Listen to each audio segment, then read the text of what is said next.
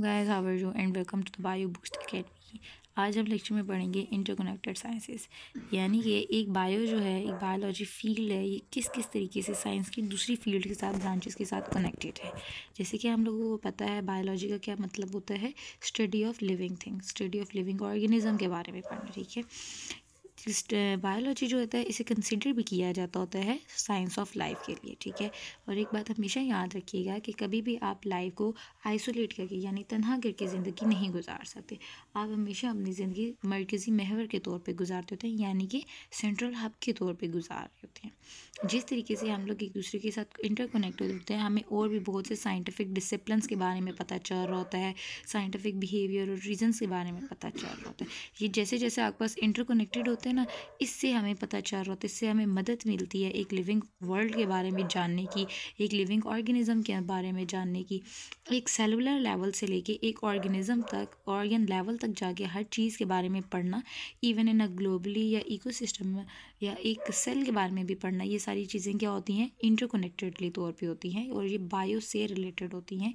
So today we started this thing, यानी कि एक बायोलॉजी जो फील्ड है ये दूसरी फील्ड के साथ किस तरीके से कनेक्टेड है। हम लोग इंटर रिलेशन पढ़ रहे हैं बायोलॉजी एंड केमिस्ट्री का, देन मॉलिक्यूलर बायोलॉजी, और इसके साथ साथ हम लोग और भी बहुत से रिलेशनशिप्स पढ़ेंगे। सबसे पहले हम लोग पढ़ रहे हैं बायोकेमिस्ट्री। बायो मीन्स क्या होता है, लाइफ, और केमिस्ट्री का मतलब होता है केमिकल प्रोसेसेस के बारे में पढ़ना। यानी कि किसी भी लिविंग बॉडी के अंदर जितने भी केमिकल प्रोसेस या जो भी सब्सटेंसेस अकर हो रहे होते हैं लिविंग बॉडी के अंदर, वो क्या होता है, बायोकेमिस्ट्री होता है।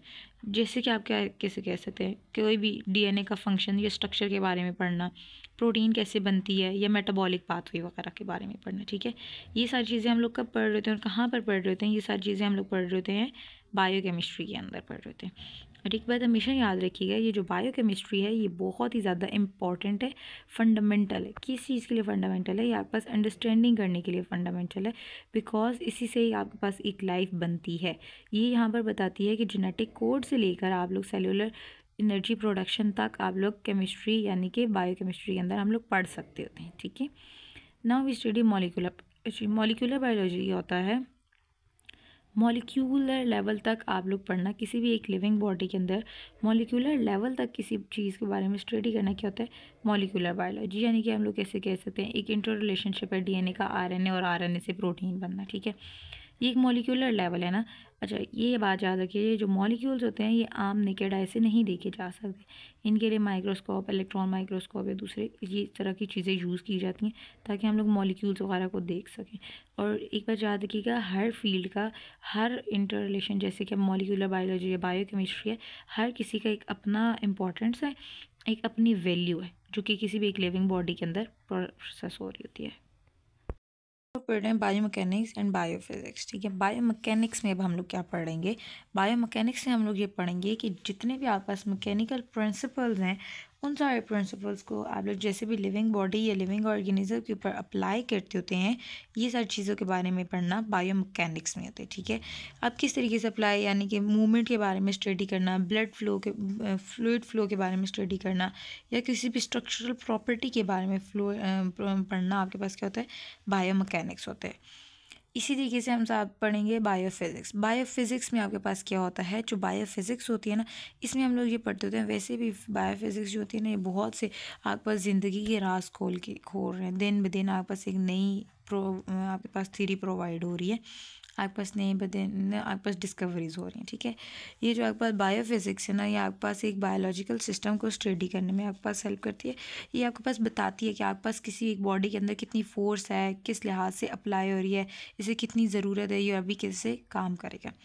बेसिकली जो बायोफिज़िक्स है ना, ये आपके पास ब्लड फ्लो से लेके मसल्स की कंट्रैक्शन तक, जिस तरीके से भी आपके पास बॉडी के अंदर प्रिंसिपल्स को अप्लाई करके ये हेल्प कर रहा होता है ना, ब्लड फ्लो से मसल कंट्रैक्शन तक हर मैकेनिज्म को स्मूथली परफॉर्म करना, या आपके पास किस में होता है, बायोफिज़िक्स में होता है। ठीक है, नेक्स्ट पढ़ रहे हैं वो ये है बायोलॉजी एंड कंप्यूटर साइंसेज, यानी कि bio informatics and computational biology. यानी कि बायो का ताल्लुक एक कंप्यूटर साइंसेज के साथ किस तरीके से है, वो अपना इंटर रिलेशन किस तरीके से डेवलप कर रही है। तो सबसे पहले हम लोग पढ़ते हैं जीनोमिक्स।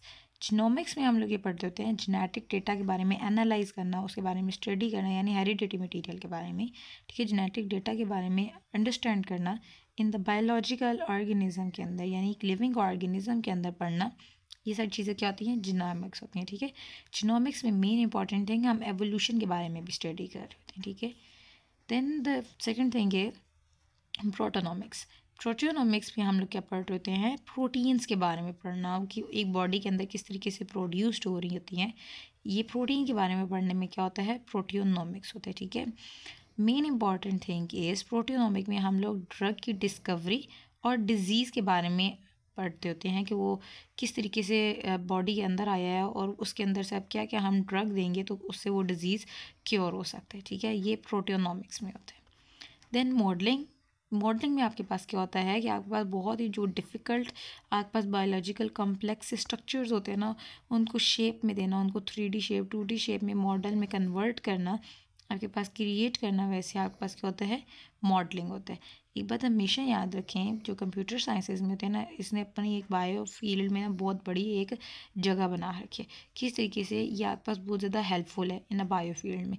हाउ, जो बायोलॉजी में आपके पास अगर कंप्यूटर की साइंसेज में देखें ना, वो किस तरीके से इंपॉर्टेंट है, वो इस तरीके से है कि आपके पास जब बहुत ही ज़्यादा हाई अमाउंट में डेटा हो जाता है, बहुत बड़ा बड़ा या तज्जिया करने वाला जो डेटा होता है, उसको इसने स्टोर किया होता है, ठीक है। और दूसरी बात ये होती है कि इसने डॉक्टर्स को या बहुत से बायोलॉजिस्ट या साइंटिस्ट को हेल्प आउट की होती है कि आप बायोलॉजी एंड इंजीनियरिंग है, तो यहाँ पर हम भी पढ़ेंगे कि बायोलॉजी का इंटरकनेक्टेड किस तरीके से इंजीनियरिंग के साथ, यानी बायोमेडिकल इनोवेशन या बायो इंस्पायर्ड डिज़ाइन वगैरह के बारे में भी हम लोग यहाँ पर पढ़ेंगे। सबसे पहले आता है प्रोस्थेटिक्स। प्रोस्थेटिक्स में आपके पास क्या होता है, यहाँ पर हम आर्टिफिशियल ऑर्गन्स, लिम्स, मतलब हाथ पाँव बाजू वगैरह आर्टिफिशियल ऑर्गन्स वगैरह भी बनाए जाते होते हैं, जो कि एक लिविंग बॉडी के अंदर इंजेस्ट किए जाते हैं या अटैच किए जाते होते हैं, ठीक है। ये क्यों बनाए जाते हैं, आपके पास एक बॉडी को एक नई उम्मीद दी जाती है, किरण दी जाती है ह्यूमन बींग को, कि यू कैन डू इट, और देन वो बंदा आपके पास उसको हेल्पफुल और यूज़फुल तरीके से आगे यूज़ करता होता है। Then the second is drug delivery. Drug delivery is very most important. ये क्यों होता है, ये यहाँ पर एक टारगेट सेट किया होता है कि अगर आपको इस बीमारी की दवाई डायरेक्ट इस चीज़ के ही ऊपर जानी चाहिए, वो कहीं और उसका असर होता ही है। इससे क्या हमें फ़ायदा हो रहा है, इससे ये हो रहा है कि आपके पास ऑन पॉइंट जल्दी जल्दी मेडिसिन पॉइंट पर जाती है, अपना वर्क करती है, एंड देन काम सही हो जाता है। इससे मतलब दूसरे ऑर्गन भी डिस्टर्ब नहीं होते और दूसरी हमारी बॉडी के पार्ट्स भी डिस्टर्ब या ख़राब नहीं हो रहे होते, या आपके पास हेल्पफुल होते हैं, ठीक है। और इससे आपके पास जो अफेक्ट होता है वो भी जल्दी जल्दी होते हैं। Then third is bio inspire robotics. Bio inspire robotics में हम लोग क्या करते होते हैं, यहाँ पर रोबोट्स या टेक्नोलॉजीज़ वगैरह इस तरीके से बनाई जाती हैं जो कि एक बायोलॉजिकल फॉर्म या बायोलॉजिकल फंक्शंस को बहुत अच्छे तरीके से बताएं, उनको एक्सप्लेन करते हैं, 3D शेप बनाए जाते हैं उनको पिक्चर्स में, डायग्राम में, ताकि आपके पास ईजी एफिशिएंसी के तौर पे आपके पास हर चीज़ अवेलेबल हो कि वो किस तरीके से अच्छे तरीके से बन सकती है, ठीक है। ये जो आपके पास बायो ने इंजीनियरिंग के साथ अपना इंटरकनेक्ट किया हुआ है, ये आपके पास एक बहुत बड़ी गहरी फील्ड है। तो आपके पास आता है बायोलॉजी एंड मेडिसिन, यानी अब हम लोग इंटर रिलेशन पढ़ रहे हैं बायोलॉजी और मेडिसिन का क्या होता है, ठीक है। From a basic research to the clinical application, ठीक हो गया। अच्छा, अब बात याद रखिएगा, जो बायोलॉजी और मेडिसिन है ना, ये एक दूसरे को सहारा देने वाला रिलेशनशिप है, ठीक है। मतलब बायोलॉजी के नहीं है तो आपके पास मेडिसिन नहीं है, अगर मेडिसिन हैं तो बायोलॉजी नहीं है, दोनों का एक सिम्बायोटिक रिलेशनशिप है, एक दूसरे के साथ साथ चलने वाले, ठीक है। बायोलॉजी क्या होता है आपके पास, इसमें हम पढ़ते होते हैं रिसर्च के बारे में, पढ़ते हैं किस चीज़ के बारे में रिसर्च कर रहे होते हैं, जो कोई भी मैकेनिज्म ऑफ डिजीज़ के बारे में रिसर्च कर रहे होते हैं उसके बारे में पढ़ते हैं, वो कैसी हो रही है, क्यों हो रही है और किस हद तक जा रही है, ठीक है। जबकि ये जो मेडिकल टर्म है या मेडिसिन वगैरह में है, इसमें हम लोग ये देखते हैं उस डिज़ीज़ के बारे में हम लोग नॉलेज लेते हैं, ठीक है। नॉलेज लेके उसको डायग्नोस करने का तरीका देखते हैं, उसको ट्रीट करते हैं और ऐसी मेडिसिन देते हैं ताकि वो दोबारा बीमारी से दूर रहे, उस बीमारी उसके करीब ना आए। यह बस एक ऑन गोइंग साइकिल होता है जो कि आपके पास एक कॉन्टीन्यूसली एडवांस तरीके से जा रहा है, ताकि आपके पास ह्यूमन हेल्थ जो बेस्ट से बेस्ट होती है, ठीक है। ये जो बेसिकली आपके पास बायोलॉजी या मेडिसिन वगैरह है ना, ये किस तरीके से हैं, ये आपके पास एक ऐसे कि आपके पास अंडरस्टैंडिंग होते हैं, ठीक है। किस तरीके से एक अंडरस्टैंडिंग मैकेनिज्म है डिजीज़ को करने का, ठीक है। ये आपके पास सेलुलर लेवल से लेके मॉलिक्यूलर लेवल तक डिजीज़ को डायग्नोस करने में, आपके पास अंडरस्टैंड करने में हेल्प कर रहे होते हैं, ठीक है।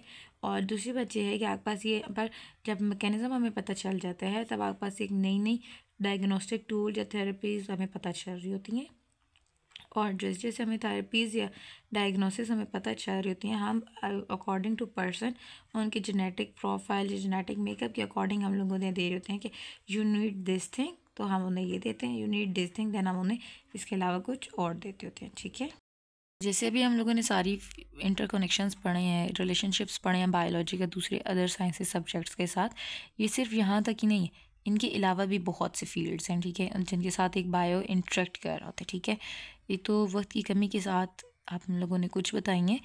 ओके, नाउ अब हम लोग ये पढ़ते हैं फ्यूचर इंटरडिसिप्लिनरी बायोलॉजिकल रिसर्च। ठीक है, तो आपके पास फ्यूचर में किस तरीके से क्या क्या एक इंटर रिलेशनशिप्स आ सकते हैं या किस तरीके से हो रहे हैं।